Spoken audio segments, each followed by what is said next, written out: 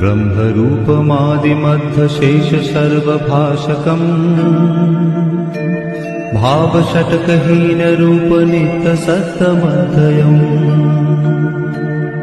वाङ्मनौति गोचरं च नेति नेति भावितम्